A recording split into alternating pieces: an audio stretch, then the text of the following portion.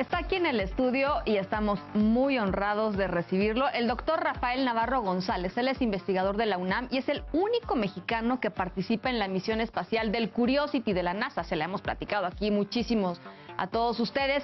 Y en esta ocasión nos va a platicar de un reciente descubrimiento de moléculas orgánicas en Marte y además de cómo ha ido evolucionando pues el trabajo de Rafael en el marco del Curiosity y cómo ha estado el Curiosity todos estos años, porque él ya estuvo aquí con nosotros en el 2012, así es que pues ya son 6 años más o menos de lo que ha pasado desde aquel momento hasta hoy. Y la verdad, Rafael, es que primero, felicidades porque ahí sigue el Curiosity. Sí, muchas gracias, estamos muy contentos. Y sigue recabando pues muchísimos datos, ¿no?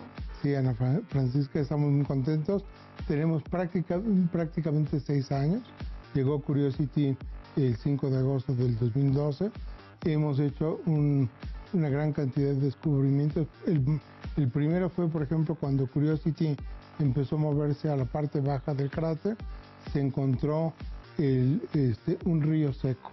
Vimos cántaros. Fue la primera vez que un vehículo robótico se encuentra sobre el lecho de un río. Es evidencia de que hubo agua líquida en el pasado. No tenemos evidencia en este lugar donde está en el cráter Gale que haya agua líquida en la actualidad, pero en el pasado sí lo hubo. Siguió su movimiento hacia la parte más baja. Encontramos lo que son los lodos compactados, sedimentados de lo que fue un lago que existió hace unos 3.000 millones de años. El agua en ese lago era con un pH muy neutro, lo podíamos beber sin ningún problema.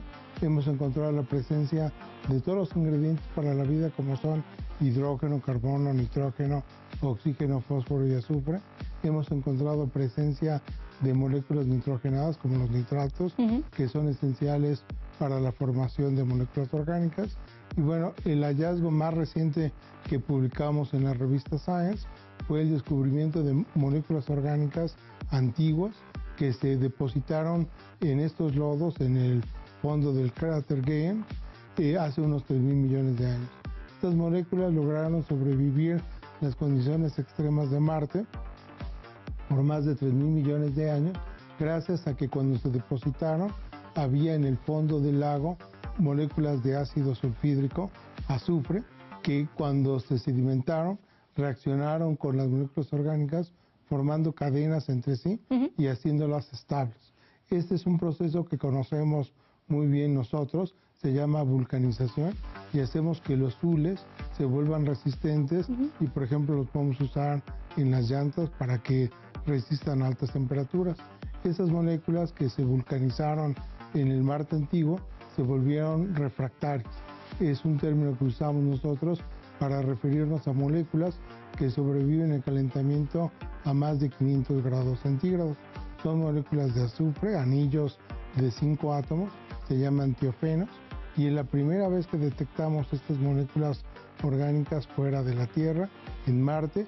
Y bueno, con esto... Importantísimo, ¿no? Definitivamente. Sí. Con esto estamos muy contentos porque cumple Curiosity con su misión principal. Curiosity tenía como propósito identificar un ambiente habitable en Marte, lo hemos logrado, pero además encontrar... ¿Cómo se define habitable? O sea, habitable para las bacterias. Sí. No necesariamente para los humanos. Son condiciones donde hubo agua líquida, la temperatura ambiental permitía que el agua estuviera en ese estado, la atmósfera era más densa que lo que tiene actualmente Marte. Tendríamos una presión atmosférica parecida a la que tenemos en la Tierra, de una presión de un bar, y bueno, esas condiciones permitían que las bacterias hubieran surgido. Este descubrimiento que hemos reportado en la revista Science lo que sugiere es que estos compuestos orgánicos pudieron haber servido para que la vida se originara en Marte, pero una vez que estas bacterias hubieran surgido, pudo haber sido el alimento de las bacterias. No habíamos encontrado anteriormente evidencia, si hubiera vida en Marte, de qué se alimentaban esos organismos.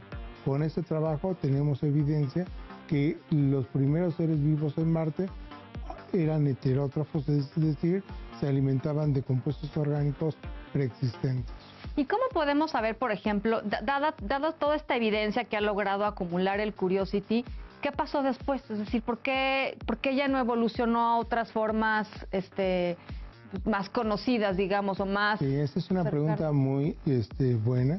Y bueno, en el momento en que la vida surgió en Marte, estamos hablando de hace unos 3.000 millones de años, la vida en la Tierra también estaba en forma primitiva, probablemente del mismo tipo bacteriana. Sin embargo, en la Tierra la vida siguió evolucionando, Claro. pero en Marte no, Las porque condiciones. el problema con Marte es, al ser un planeta más pequeño, su gravedad es menor y no pudo retener la atmósfera que tenía en el pasado. Los gases escaparon al espacio, pero por otro lado hay gases como el dióxido de carbono, que es un gas de efecto invernadero, que lo que le ocurrió también es que reaccionaba con el agua y con los minerales formando rocas carbonatadas.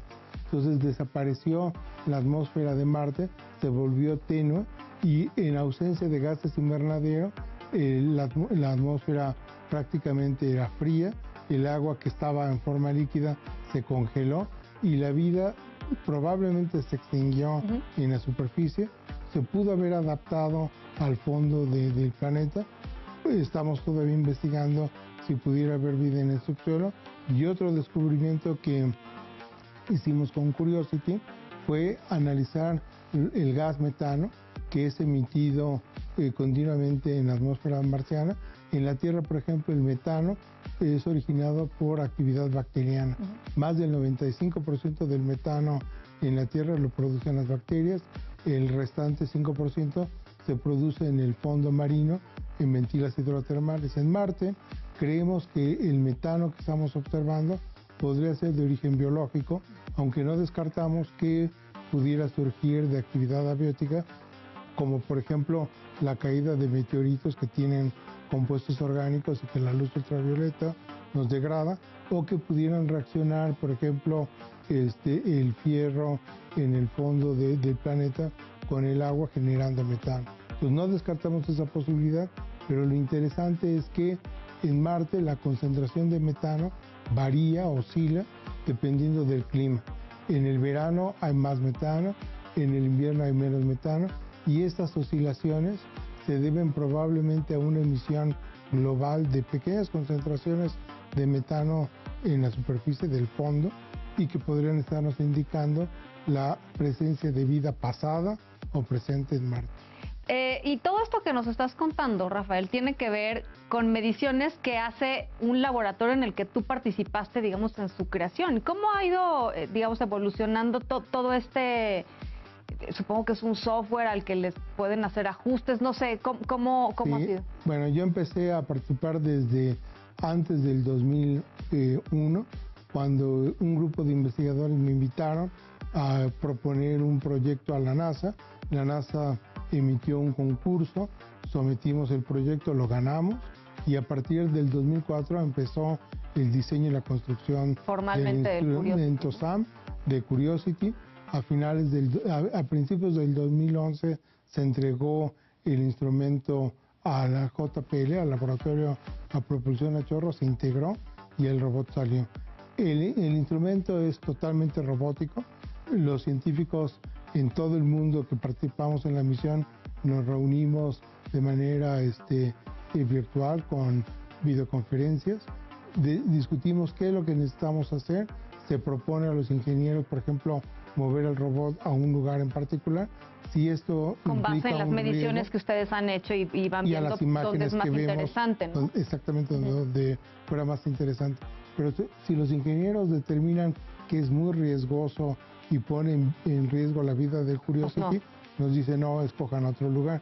Y bueno, una vez que se decide, se le mandan los comandos en la noche de nosotros, se mandan por antenas parabólicas, llegan a los satélites que están en Marte y esos satélites transmiten información en la noche a Curiosity para que cuando amanece en Marte, Curiosity empieza a trabajar. ¿Y eso es un proceso constante? ¿Eso está Todos los días. Mira. Todos los días. Solamente los únicos días que dejamos de operar es el Día de Acción de Gracias, que celebran en Estados Unidos, de Navidad a Año Nuevo, y cuando Marte está del otro lado del Sol, opuesto a nosotros, donde no podemos tener comunicación, que es una ventana como de unas 2 a 4 semanas. Pero fuera de eso, todo el tiempo está trabajando Curiosity, las 24 horas, y nuestros experimentos los programamos que sean en la noche del Curiosity, porque requieren mucha energía y Curiosity tiene que estar en calma, sin movimiento, para que pueda ejecutar los experimentos.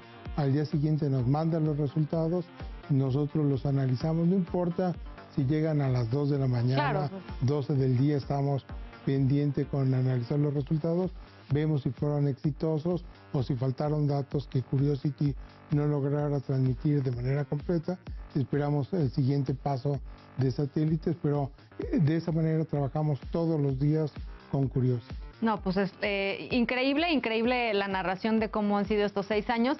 Y si te parece, te podemos invitar otra vez para que nos platiques el futuro del Curiosity, y ahí viene otro para el 2020, ¿no? Sí, su hermano. Su hermano. Y un primo que es de la Agencia Espacial Europea, ExoMars, y el de la NASA del 2020.